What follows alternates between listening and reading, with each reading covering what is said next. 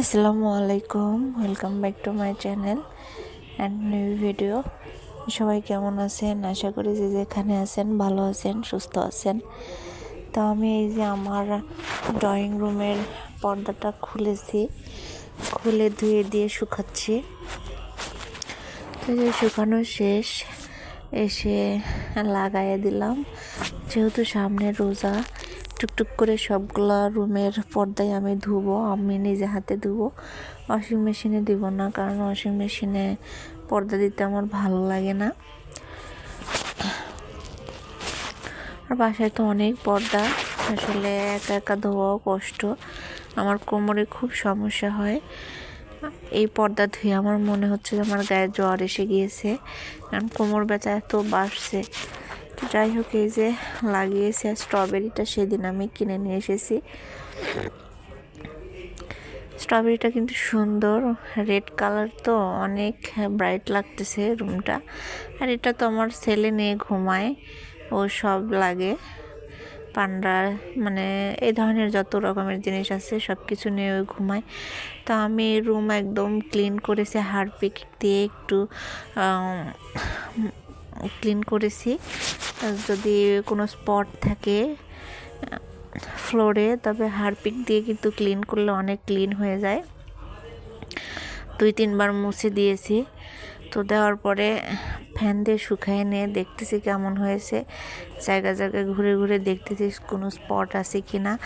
আর এই রুমটা আমার আসাই হয় না, খুব কম। আমি সবসময় বলি যে সপ্তাহে একদিন আমি এই রুমটা ডিপ ক্লিন করি।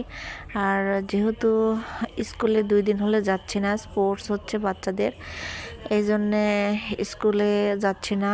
ছেলেটা যেহেতু কোনো খেলাতে ও পারে নাই, আমার ছেলে খেলা পারে না, তো সত্য কথা, ওর কোনো খেলাতেই ও টেকে নাই। তো ও বললো যে আম্মু আমি গিয়ে কী করবো, খামাখা বিরক্ত, বসার জায়গা পাওয়া যায় না, অনুষ্ঠান হচ্ছে স্কুলে। তো এই যে সব কিছু কমপ্লিট করে বাসার বাইর হচ্ছি, একটু আমাদের বাসায় যাব, মোহাম্মদপুরে যাব। তো সবাই মিলে যাচ্ছে, আজকে কাজিনরা আছে, তো ওদের গাড়িতেই যাচ্ছি, গিয়ে একটু দেখে আসি। আমার ছেলেটা কিন্তু খুব পটপট করে কথা বলতেছিল, আমি মিউট করে দিয়েছি। এই যে আমার ছোটটা খুব কথা বলতেছিল, ছোটটা বড়টা দুইজনই বাসে গাড়ির মধ্যে তাও মারামারি করে। আসলে এরা কবে ভালো হবে আমি এটাই জানি না। তো এই যে রাত হয়ে গিয়েছে, বাসায় আস্তে আস্তে অনেক রাত হয়ে গিয়েছিল।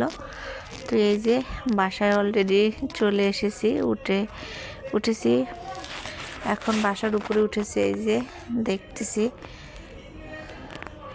বারান্দা দিয়ে ঢাকা শহর দেখা যাচ্ছে পুরো।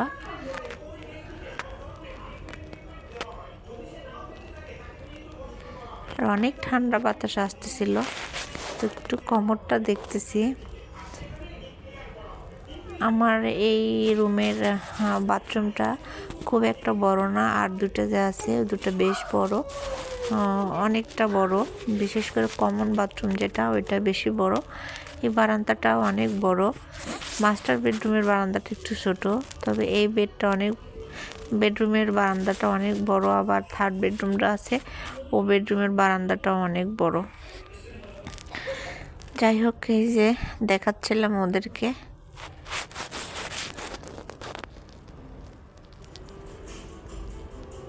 আমার ভাগ্নিও একটা এখানেই থাকে, ওদেরও নিজস্ব ফ্ল্যাট, ওরা এই ঢাকা উদ্যানেই থাকে, আমাদের বাসার পাশাপাশি। তো ওদেরকে নিয়ে একটু নদীর পাড়ে গিয়েছিলাম, গিয়ে এসে এই রেস্টুরেন্টে সবাই ঢুকছে কিছু খাবে। তবে পরে সিদ্ধান্ত হলো, রেস্টুরেন্টের মধ্যে বসার পরে সিদ্ধান্ত হলো যে আমরা স্টার কাবাবে খাবো। তো ওখান থেকে উঠে এসে আবার স্টার কাবাবে খেয়েছি। এই যে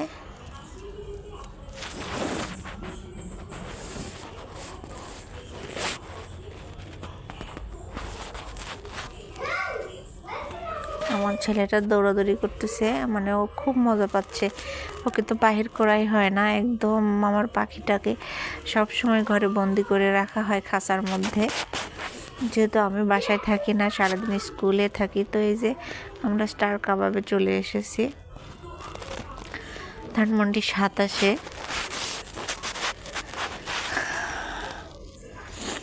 খাবার দাবার নেওয়া শেষ। এই যে লেগ পিস খাসির